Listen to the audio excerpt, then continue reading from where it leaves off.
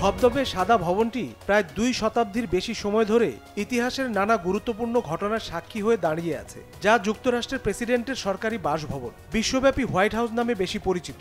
রং, গড়ন, নাম সবকিছুতেই আছে আভিজাত্যের ছাপ। সদ্য স্বাধীন দেশের রাজধানী করতে জর্জ ওয়াশিংটন দায়িত্ব দেন ফরাসি আমেরিকান শিল্পী ও নগর পরিকল্পনাবিদ পিয়েরে চার্লস এনফানকে। তার পরিকল্পনায় 1792 সালের 13ই অক্টোবর প্রেসিডেন্ট জর্জ ওয়াশিংটনের হাত ধরেই শুরু হয় হোয়াইট হাউসের নির্মাণ কাজ। কিন্তু প্রেসিডেন্টের বাসভবন হবে তা কি আর যেন তেন নকশায় হতে পারে?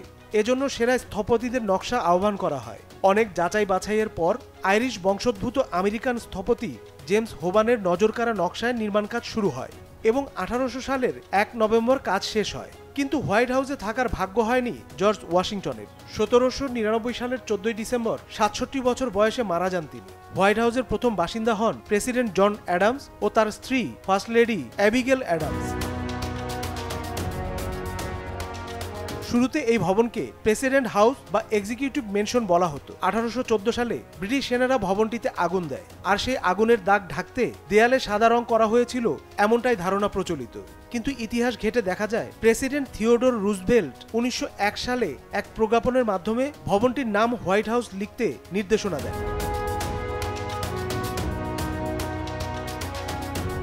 এবার জেনে নেওয়া যাক এই বিশাল ভবনে কোথায় কি আছে। হোয়াইট হাউস শুধু প্রেসিডেন্টের বাসভবনই নয়, এখানে আছে প্রেসিডেন্টের দপ্তর, যা ওভাল অফিস নামে পরিচিত। 6 তলা আবাসিক ভবনটিতে আছে 132টি কক্ষ, 35টি বাথরুম, 412টি দরজা, 147টি জানালা, এছাড়া 8টি সিঁড়ি, 3টি লিফট আর 28টি ফায়ারপ্লেস ও 2টি সুইমিং পুলও আছে।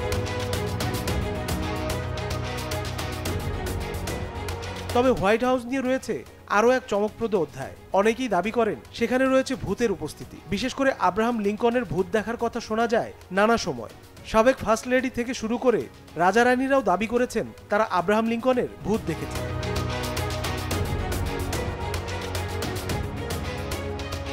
বর্তমানে বিশ্বের প্রভাবশালী এই ভবনের বাসিন্দা প্রেসিডেন্ট ডোনাল্ড ট্রাম্প ও ফার্স্ট লেডি মেলানিয়া ট্রাম্প। প্রতি বছর হাজারো পর্যটক ভবনটির নির্দিষ্ট অংশ ঘুরে দেখেন, আর দর্শকদের জন্য এই ব্যবস্থা চালু করেন সাবেক প্রেসিডেন্ট টমাস জেফারসন।